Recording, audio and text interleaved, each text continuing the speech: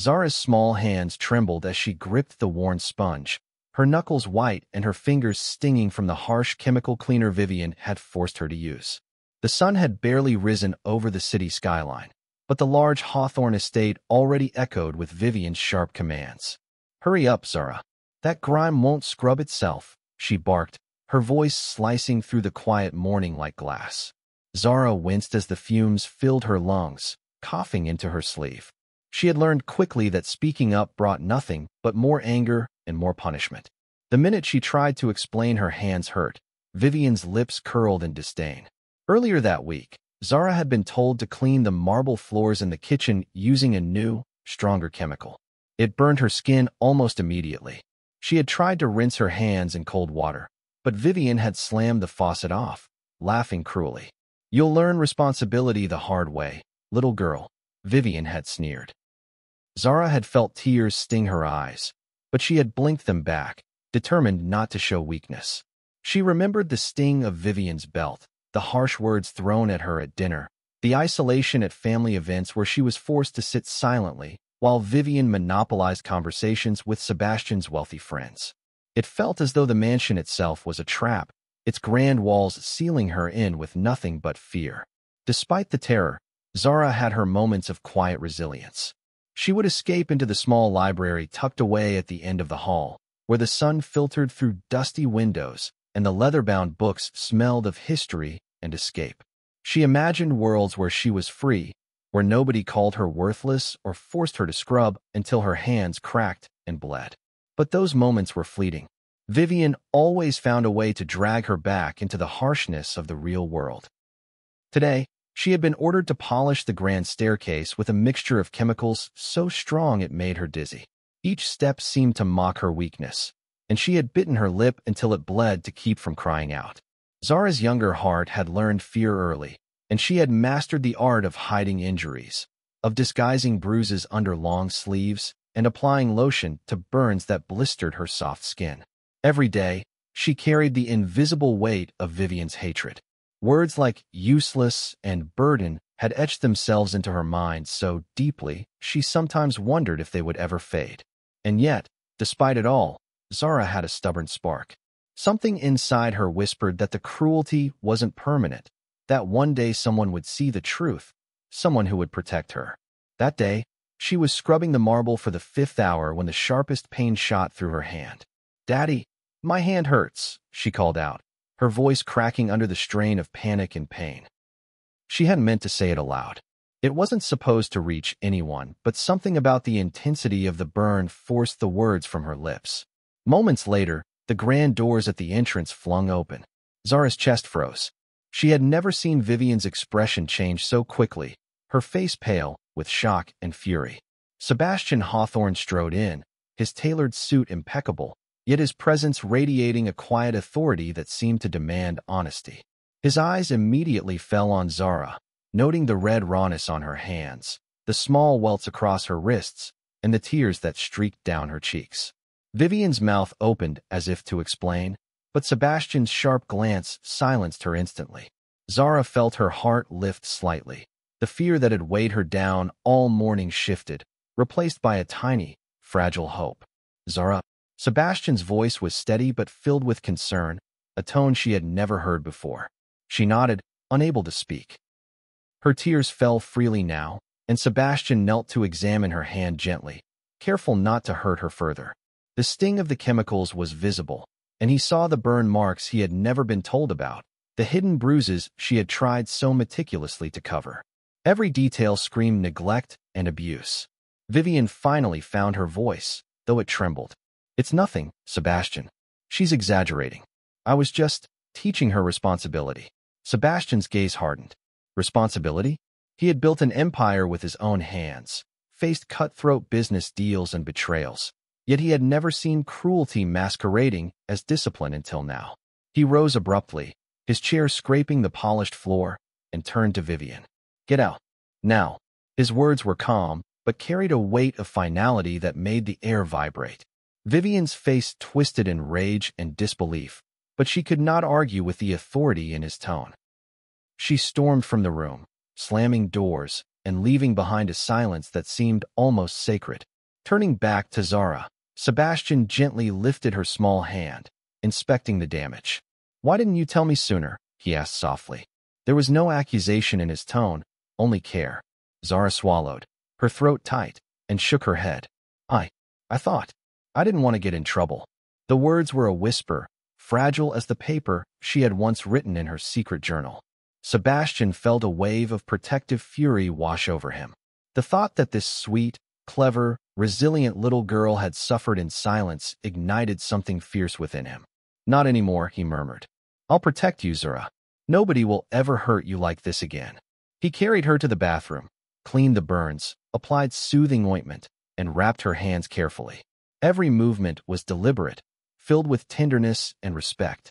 For the first time in what felt like forever, Zara felt safe. She curled into his side as he guided her to a room prepared just for her, a soft bed, warm blankets, and shelves stacked with books she had always dreamed of reading.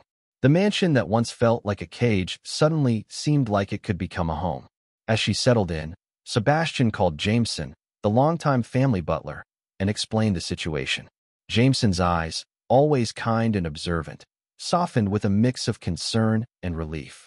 He had suspected Vivian's cruelty for months, but had never been allowed to intervene directly. Now, with Sebastian fully aware, there was hope. Sebastian made immediate arrangements to document Zara's injuries, consulting a pediatrician to ensure her physical and emotional well-being. The hours that followed were quiet, but filled with subtle healing. Sebastian stayed close, speaking softly, sharing small, affectionate jokes to make Zara laugh.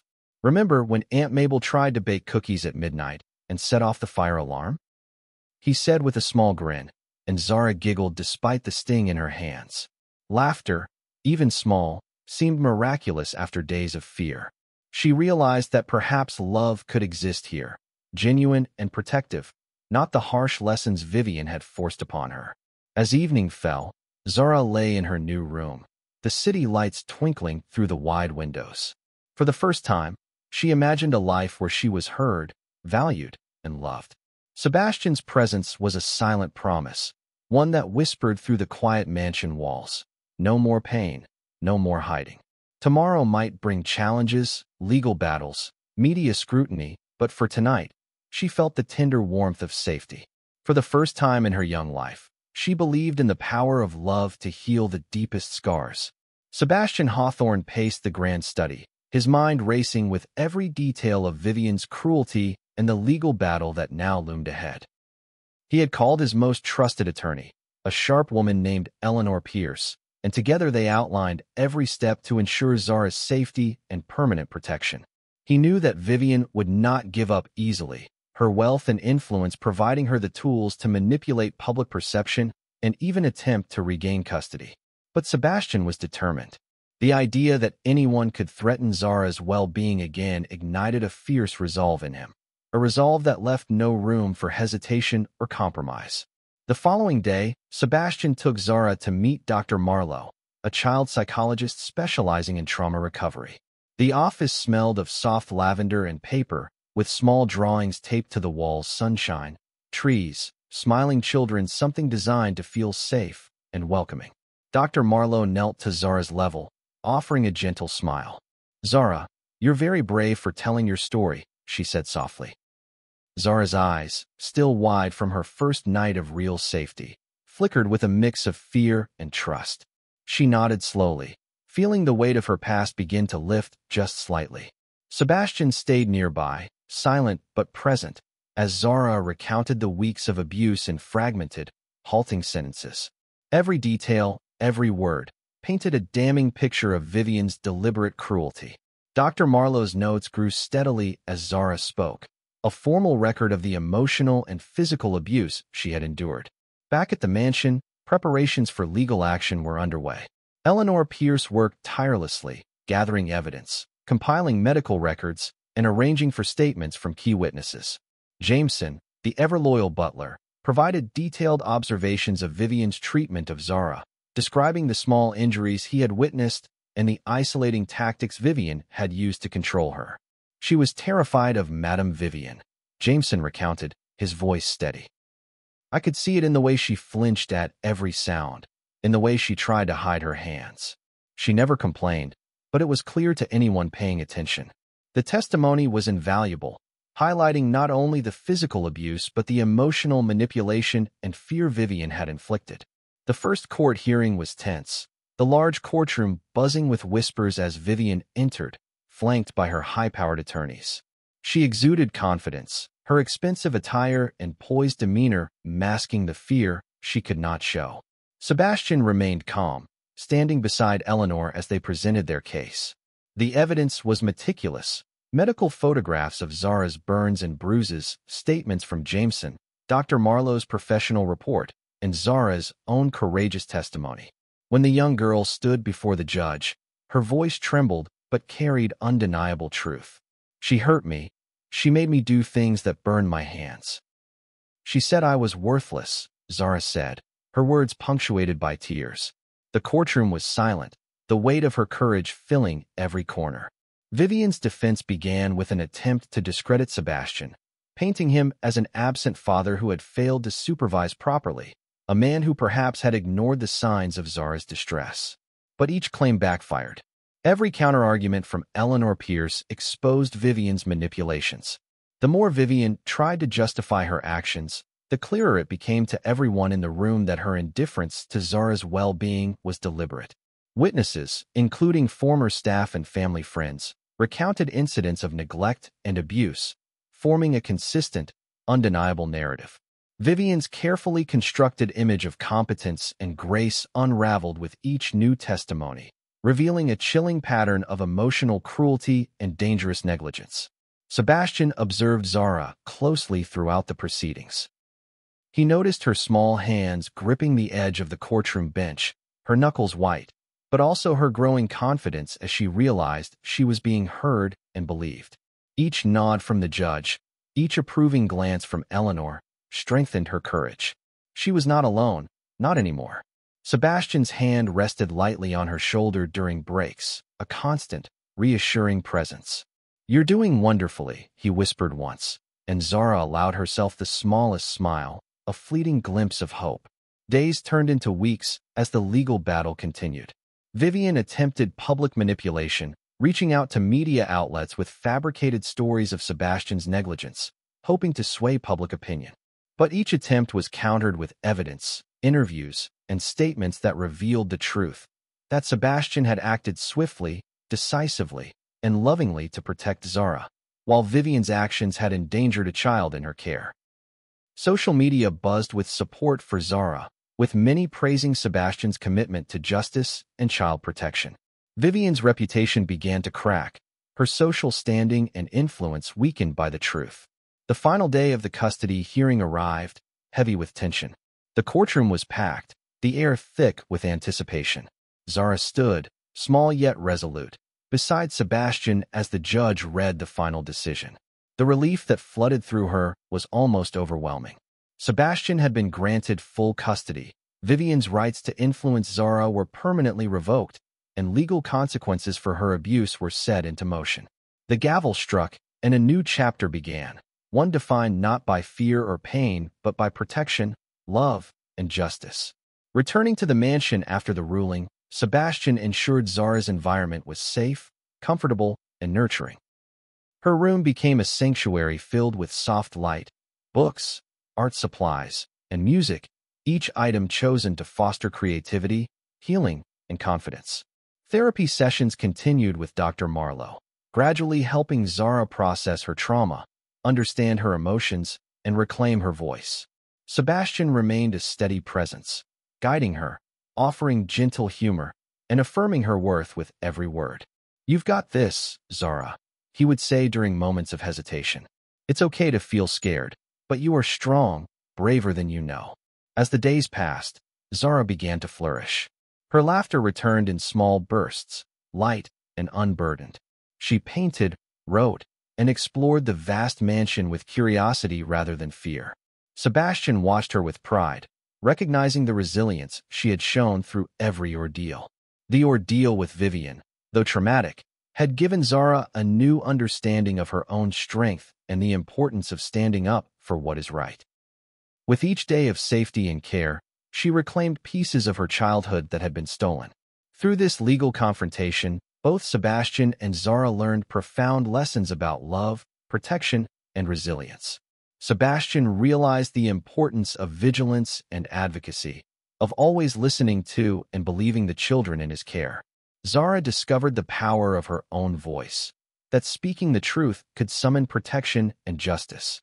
Together, they began to rebuild a life not defined by cruelty or fear, but by trust, hope, and the promise of a safe, nurturing future.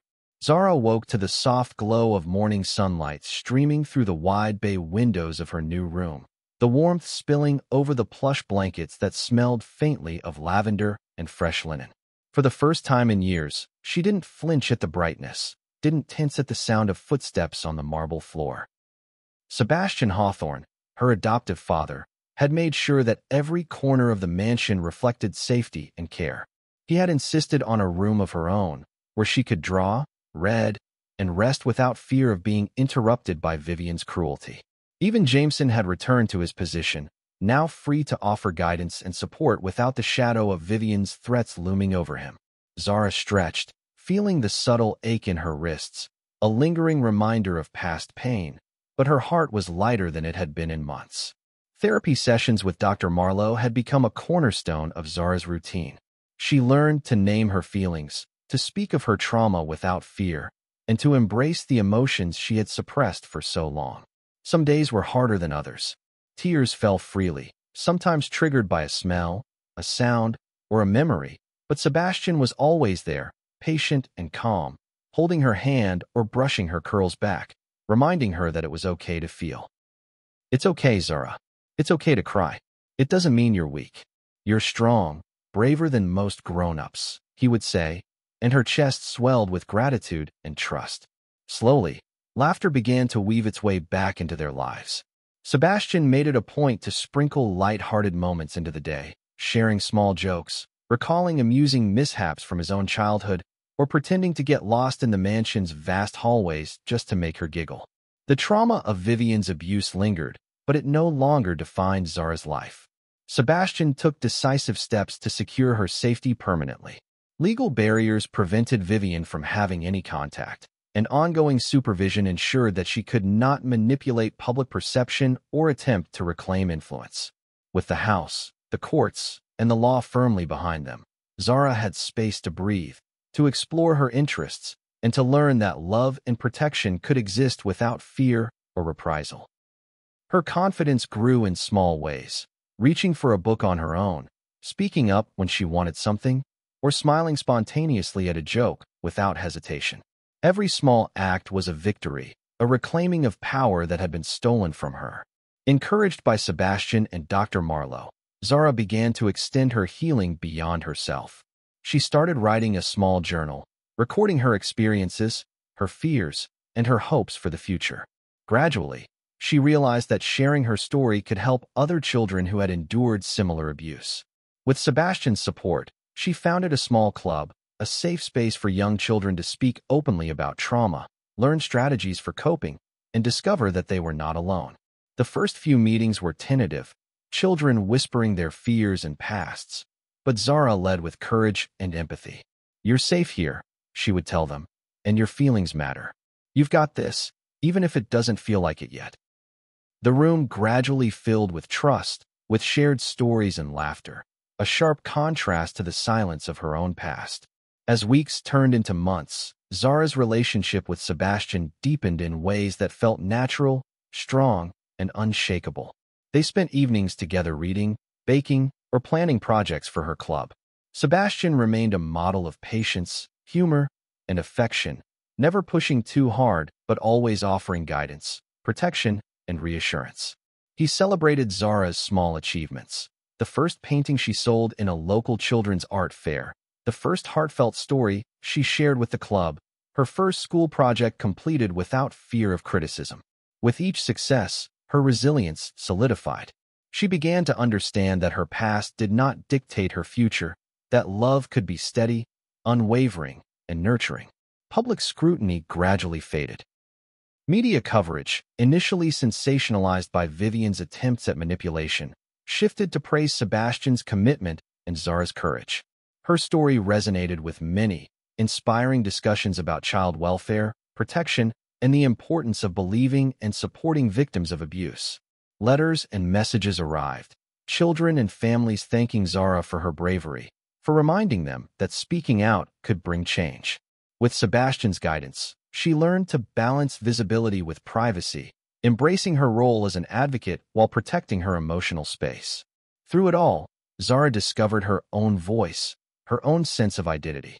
The laughter, the creativity, the freedom to explore and make mistakes, and the unwavering love from Sebastian shaped her understanding of what a family could be: a partnership of trust, care, and mutual respect. She learned that strength wasn't it. She learned that love was not transactional or conditional, but abundant, patient, and protective. And she learned that justice could exist, that wrongs could be righted, and that a life once defined by fear could be reclaimed and transformed. The mansion, once a symbol of confinement and terror under Vivian's rule, had become a sanctuary. The grand halls echoed with laughter instead of fear, the rooms filled with sunlight and warmth, and Zara thrived within its walls, a testament to resilience and care. Every day she looked around at her books, her paintings, her club's materials. She felt a sense of accomplishment and hope. Life had not been easy, but she had survived, and she had learned to heal. She felt ready for whatever the future might hold, knowing that with Sebastian's guidance, protection, and unwavering love, she could face anything. By the time Zara started school that fall, she walked with her head held high. Her peers noticed her quiet confidence, her warm smile, and her gentle humor. She began sharing her experiences selectively, teaching empathy and courage to those around her. The small club she had created expanded, attracting more children who had experienced trauma and wanted a safe space to learn and heal. Each story shared, each connection formed, reinforced the values Sebastian had instilled: love, protection, justice, and the power of one's voice. In quiet moments, Zara reflected on her journey, from the pain inflicted by Vivian to the protection and love provided by Sebastian. She realized that while fear had shaped parts of her past, it no longer controlled her. Instead, she had transformed her pain into purpose, her survival into advocacy, and her resilience into inspiration. She learned to forgive, not Vivian, whose actions had consequences, but herself, for the guilt and self-blame she had carried for far too long. In this new chapter, every choice was her own, every day an opportunity to grow, and every connection a reminder that love and safety were not privileges but her birthright. Zara's journey became a story of empowerment, not just for herself but for others who had suffered in silence. She understood that justice and protection were not abstract concepts. They were actions, choices, and unwavering commitment. With Sebastian by her side, she embraced her identity as a survivor, an advocate, and a beacon of hope. Together, they demonstrated that even in the face of cruelty, love, protection, and resilience could triumph, creating a life rich with possibility, joy, and unwavering security. And as Zara continued to grow, she carried with her the knowledge that the past did not define her, that she could heal, thrive, and help others find their own paths toward freedom and empowerment. Moral lesson: Zara's journey teaches us that even in the darkest moments, love and protection can restore hope. Healing takes time, patience, and support, but it is possible. Speaking up, finding allies, and believing in oneself are powerful tools against cruelty. Resilience grows from courage, and purpose can emerge from pain. With guidance, kindness, and empathy, survivors can reclaim their lives and inspire others to do the same. Every act of love and protection matters, and even small steps toward healing can transform fear into strength. Stand for justice, embrace care, and remember you are never alone. Like the video, subscribe to the channel, share with friends, and comment their perspectives or key lessons learned.